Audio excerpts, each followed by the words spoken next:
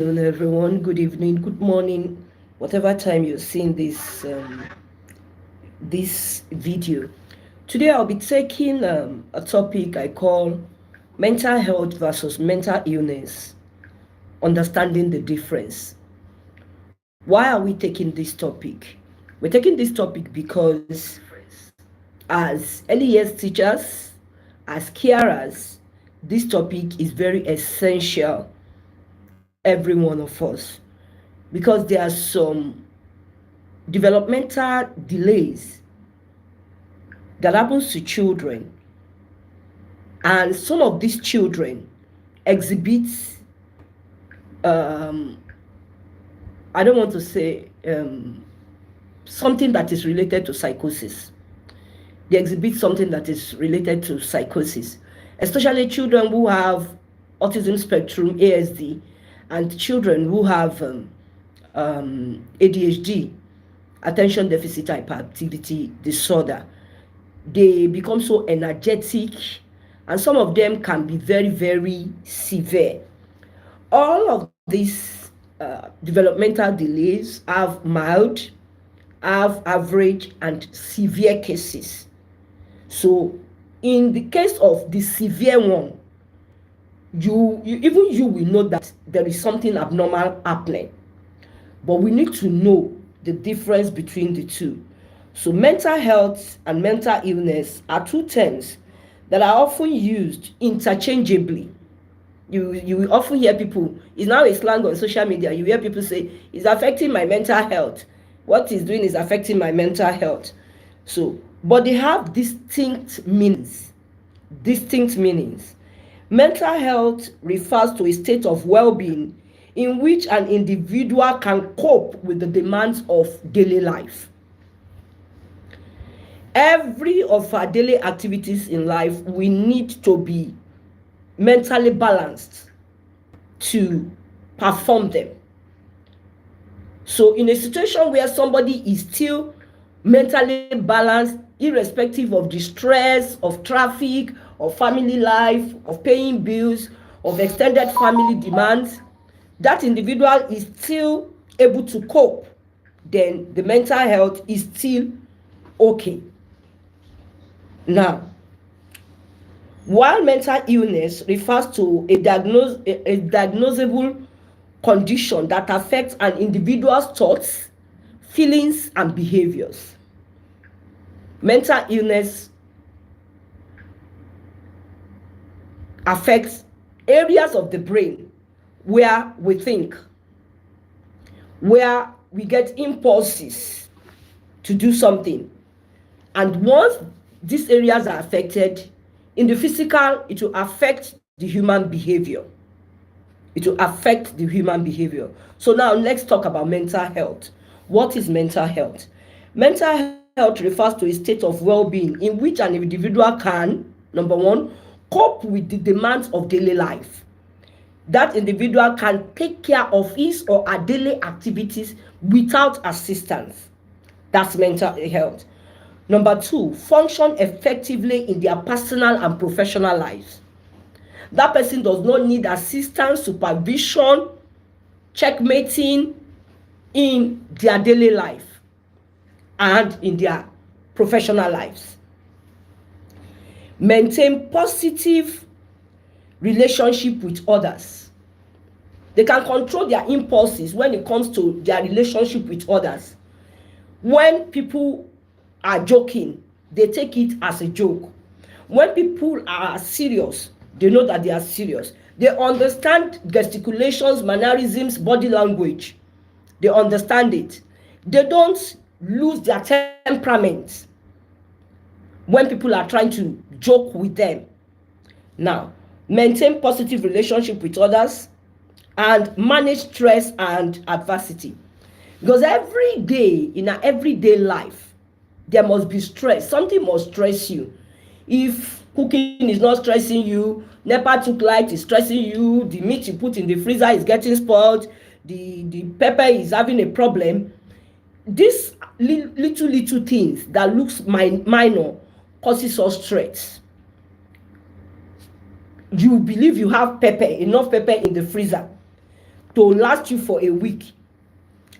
Now, it is when you invested money to buy that pepper, maybe you bought a basket of pepper, blended them, went through all the trouble to refrigerate it. That is the week NEPA decide not to give you light at all in your area. It is that same week your generator develop faults. You see this type of stress that will continue to build up. So there is stress and adversity in everyday life. And we must have the capability to cope with them. Factors that influence mental health. This includes genetics. Mental illness is an hereditary illness. So through genes, people can develop mental health problem because it's hereditary, just like diabetes, hypertension, blindness. All these type of diseases are hereditary. Even fibroid, even cancer, they are hereditary. So also mental illness. So it could come from family. Number 2, environment. I like to use myself as an example. I don't like a noisy environment. I cannot survive in a noisy environment. I don't like noise. Loud music, people shouting. So if I live in an environment where there is noise every time, I'm going to have a problem. Environment. Number 3, lifestyle. Some lifestyles that some people have gotten themselves used to can end up leading into mental health problems. Smoking, drinking. A lot of people are not aware that alcohol addiction is worse than drug addiction. Alcohol addiction is worse than drug addiction. Why is alcohol addiction worse? Alcohol addiction is worse because alcohol takes time. It takes time for the effect of alcohol to show. Unlike drug. For years, drug can be going on if the person knows how to hide it. And members of his family or family may not know. Alcohol. By the time they will know, it has destroyed some things. But drug will almost show almost immediately. Because it's like you are feeling drowsy, your eyes are like this, and before you know. Don't take that backyard door for me. If not, come on. Now, the next one is social support. A lot of people are going through a lot of things. World over, not only in Nigeria, world over, people are going through so many stressors. And some of us are just getting by through family or social support.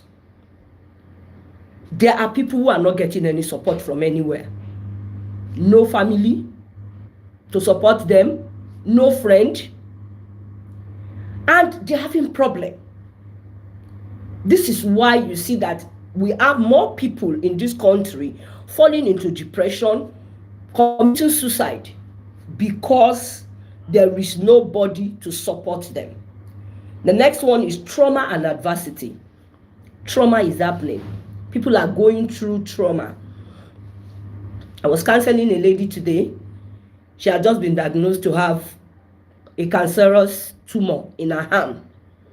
And she has been going about with this problem for a whole year. And for a whole year, she was getting wrong diagnosis. Wrong diagnosis was what she was getting. Now, finally, this week, they just confirmed to her that it is cancer. And she might lose an arm, a whole hand. She might lose her arm. Look at the trauma that type of person is going through. This is somebody that had a marriage dissolved about 2-3 years ago. She was just coming out of a bad marriage, and this one happened again. So trauma and adversity can lead to mental health problems. Now, I have talked about mental health. and what could lead to mental health problem. Now I want to talk about mental illness when it has become an illness. We always have this way of describing it as he's depressed, he has depression.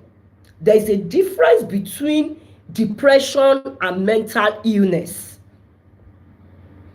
Depression is still somebody on the way to losing it up here. Somebody that is depressed has not lost it entirely.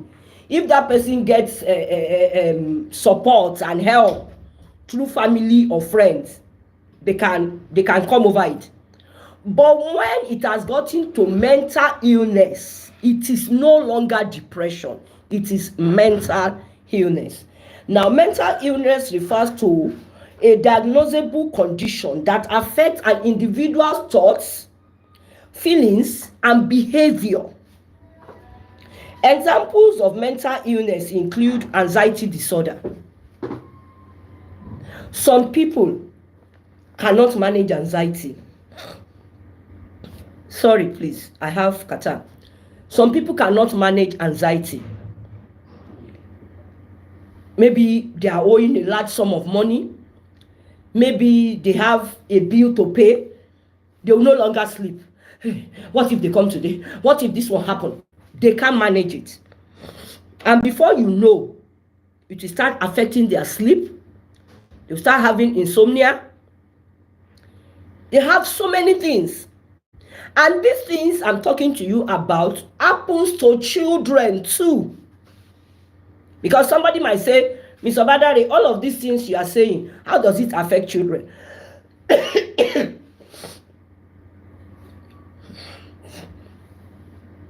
Children also have anxiety disorder. There is also mood disorders, depression, bipolar, schizophrenia. That one affects mood. They can be happy, lively, smiling to you in the morning, and in the afternoon they don't feel like talking to anybody again. Sorry, they don't feel like talking to anybody again. You are talking to them, they are not responding to you. They lock themselves up in the room. They don't want to eat. They don't feel like eating. They begin to use negative words. I'm tired of this world. Nothing I'm doing is working. I don't even know why I'm living. They start saying all these things. Then it is getting to mental illness. They could go somewhere, you could, in a little discussion or argument, they can throw something for you. They can harm you if you are not careful, because they are no longer in their right senses. They now see you as an opposition. They see you as an enemy, especially if you are trying to save them from destroying themselves. Psychotic disorders, e.g. schizophrenia. Schizophrenia is a psychotic disorder. It's a type of sickness, mental illness, that makes the sufferers hear unseen voices. Most schizophrenia patients hear voices. They hear things we can't hear. Even if you are sleeping with them, you can't hear. They can tell you somebody said they should go and jump on Third Mainland Bridge. And they are actually hearing those voices truly. I am a mental health advocate. Aside from being a trained special needs teacher, I am a mental health advocate. And I work with a lot of mental health cases. So we have confirmed that they hear those voices. They hear it because of a chemical imbalance that has happened to their brain. Schizophrenia can happen ordinarily. Schizophrenia can be induced by drug abuse. Schizophrenia can be induced by drug abuse. Schizophrenia can happen in a child if the mother or the parents of that child are drug addicts before conceiving the child. Now, personality disorders. You don't even understand their character. You don't understand their character. They can carry a computer in the office and throw it down. Characters and attitudes that you begin to ask, are you sure she's normal? trauma and stressor related disorders. I've explained that one. Now, neurocognitive disorders. This is the one that, these are areas that really concerns children. Neurocognitive disorders, dementia, Alzheimer's disease. This one is an old people's disease. For those of you that are into our caregivers course, because this is a joint class I'm having, everybody's going to hear this. Now, neurocognitive disorders happen to people from the age of 60 upwards. I'm talking about its manifestation. It begins to manifest physically by that.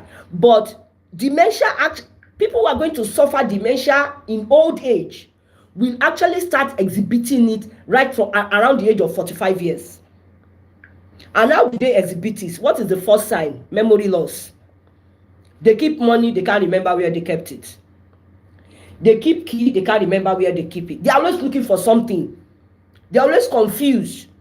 When they wake up in the morning, for the first 1 hour, there is confusion. I don't know where I kept that thing. Where is my charger? Where did I keep my glasses? So there's a lot of confusion around them. They can start a story for you, they will never end it.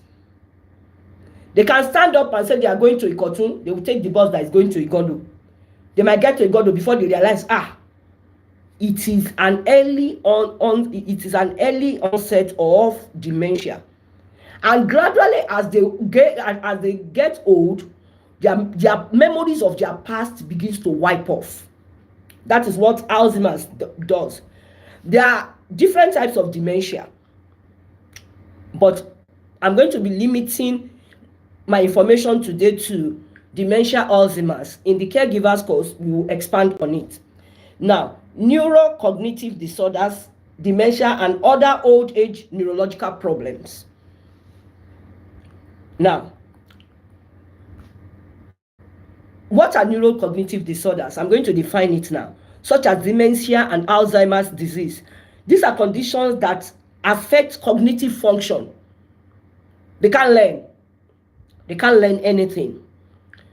My mom has dementia. She has had full-blown dementia since 4 years now. But about 10 years ago, when I started going into research about this illness, in order to be able to help her, and as a caregiver, I discovered that 10, 15 years ago, there was nothing we did not do to teach my mom how to use an Android phone. She can't use an Android phone. Everything we did, I'm talking about the days of, what do they call this phone? All this, not Infinix, it starts BlackBerry. From the days of BlackBerry, my mom has one of the strongest BlackBerries. They gifted her on her 70th birthday. She can't use it. Everything we did for her to use that phone, she couldn't use it. She doesn't understand it. I didn't know that was an earlier onset of cognitive disability for her, until when full-blown dementia now came.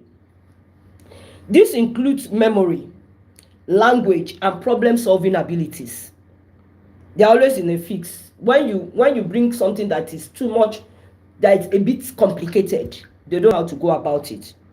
These conditions are often associated with aging, but can also be caused by other factors such as stroke, traumatic brain injury, or neurodegenerative diseases. Key features of dementia: memory loss and confusion. Like I mentioned earlier, memory loss and confusion. Number 2, difficulty with communication and language. They can wake up today and the whole of today, the only language they will speak is English. Meanwhile, they are Yoruba people. This I have experienced from my own biological mother. My mother is going to be 89. She's not a young person. But there are days when she will wake up and the only language you'll be hearing is English. I've read of a man who had dementia in his 70s. And he woke up one day and started speaking German. He has never gone to Germany. How he got into that, they have to go and look for people. because the language he was speaking, nobody could understand. So it was when they start posting it, showing people, this is German now, this is Dutch. Those are the type of things dementia causes. Disorientation and difficulty with problem solving. Disorientation, they are confused. That's why you see some old women on the road, they no longer know where they are going. They left their homes with an intention to go somewhere. They get to the middle of the road and they are confused. They are disillusioned. They don't even know what they are doing again. Now, mood changes and behavioral disturbances. They can tell you they don't want to eat. There was a day my mother told me she doesn't know what is beans. Beans that used to be her favorite food.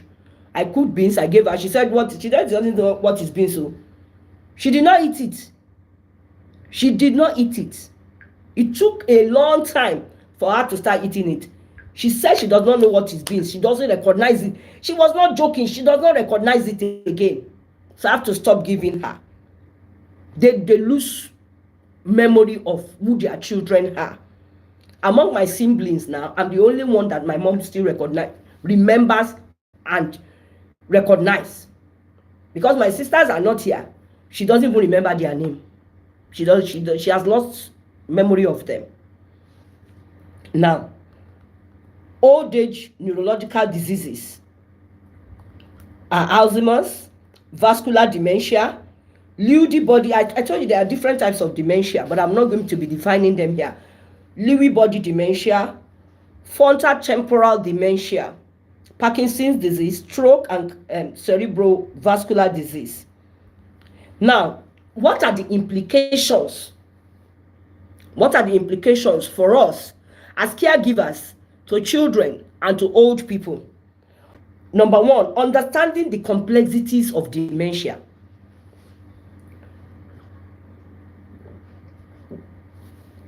Understanding the complexities of dementia and other old age neurological problems.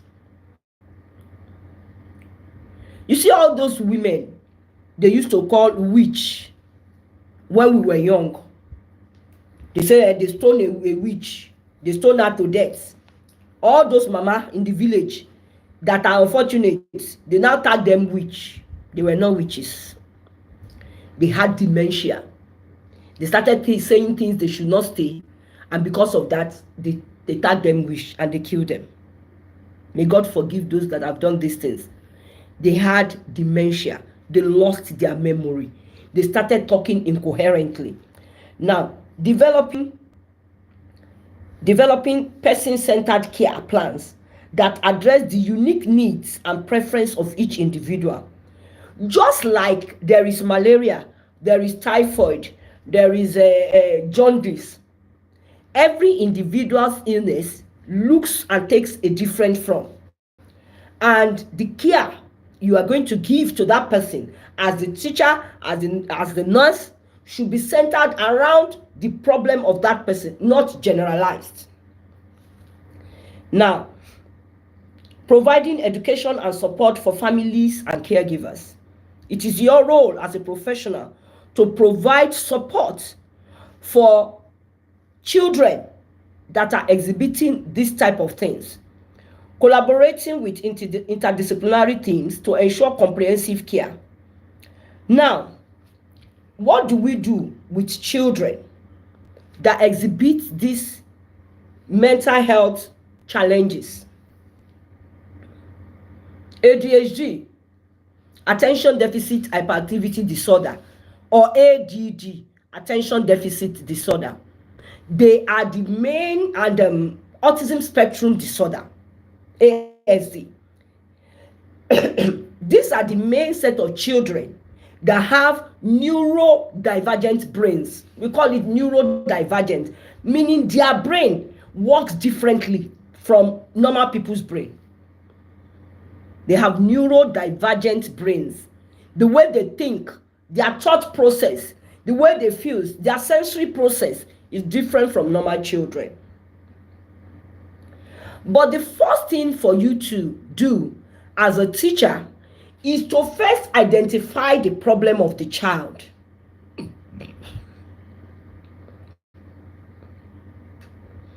There are a lot of times that people have tagged children that has ADHD as autistic, because ADHD and autism has similar traits.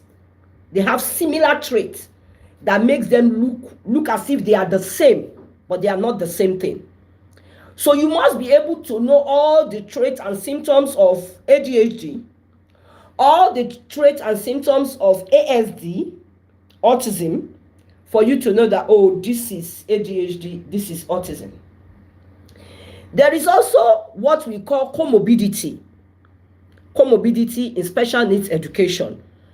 Comorbidity is a situation where a child, a single child or a single individual is having 2 or 3 of these neurodevelopmental disorders at the same time.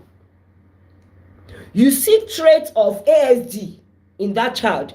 In the same child, you are seeing very strong traits of ADHD.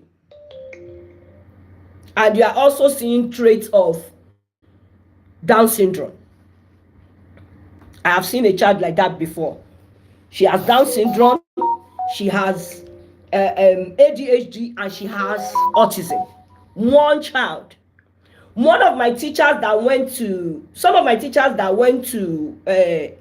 do their internship this week at Lagos State Suburb Inclusive School, Igodo, they confirmed it because they've learned it before going. Immediately they saw me, they said, "Ma, we saw comorbidity here. We saw comorbidity. We saw a child with Down syndrome that also has autism. We saw a child with Down syndrome that also has blindness." You understand? But the level of your exposure is what will give you the ability to identify, to observe, to identify what you need to identify, to now sit down and now plan how you are going to teach that child.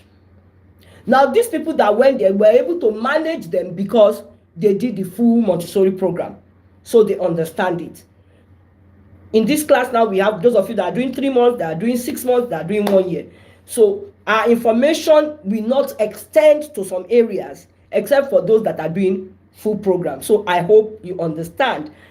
So this topic is going to continue tomorrow in class. Mental illness part 2 is what will continue tomorrow in class, and it will be a general class in the afternoon. Good evening.